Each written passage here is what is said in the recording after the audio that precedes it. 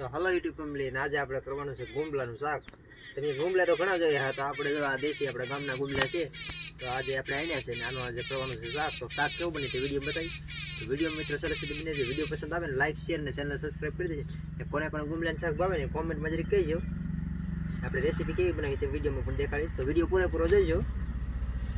કટકા કરવાના છે આપણે, એટલે છૂટા ન પડે ગુંબલા.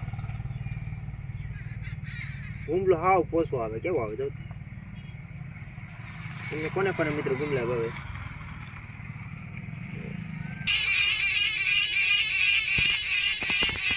ગુંબલાને છે ને સફાઈ કરવી પડે બહુ જોરદાર. કે આ ગુંબલાને જો કેટલા આમાં કાંગા પીસોરા કેટલા આવે.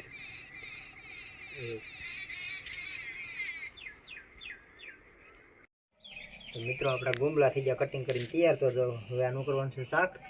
શાક કેવું થાય આપણે વિડીયોમાં બનાવીશું, વિડીયો બતાવીશું, એટલે વિડીયો પૂરેપૂરો જોઈજો. ચાલો શરૂ કરી શાક બનાવવાનું. મિત્રો વહેલા જ બનાવવા મળી છે હવે શાક, એટલે ટમેટો બમેટો મોરીને બધું કમ્પ્લીટ કરી દઉં. આપણે એને રિપેર કરીને આપી દીધા, એટલે વહેલા જ કે લાવો શાક હું બનાવું. તો અત્યારે હવે એ બનાવવાની છે શાક. કાલા ટમેટો નાખી દઉં, ટમેટો શાક બહુ મસ્ત થાય.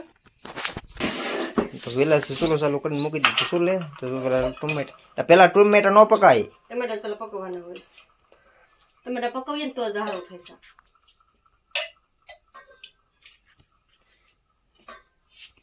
આ છે આપણા ગુંબલા. હવે કેવું શાક બનાવી જોઈએ પૂરેપૂરા વિડીયોમાં.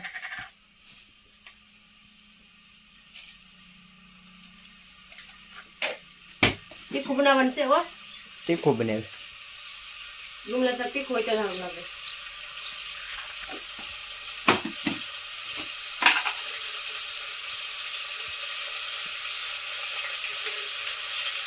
ભૂકો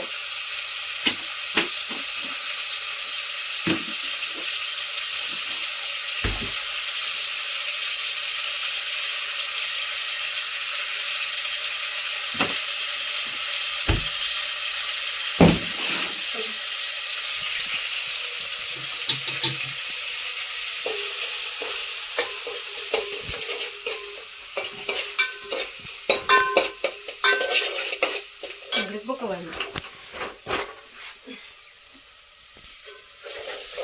આપણો મસાલો પાકી દો. આ છે ગુંબલા. આ ગુંબલા નાખી દેવાની છે ને હવે. આ રીતના આપણે રેસીપી બનાવી, કોઈ વિડીયોમાં આવી રીતના રેસીપી બનાવી બતાવી નથી, એટલે આ પહેલી વાર બતાવી છે. બહુ સડવાની તો ઓગળી રાખ થઈ જાય. આ પોસું જ હોય, હાવ બાટી જવું હોય ખાવામાં, હાવ પોસું સગરાઈ જાય. આ રીતના ગુંબલાની રેસીપી બને.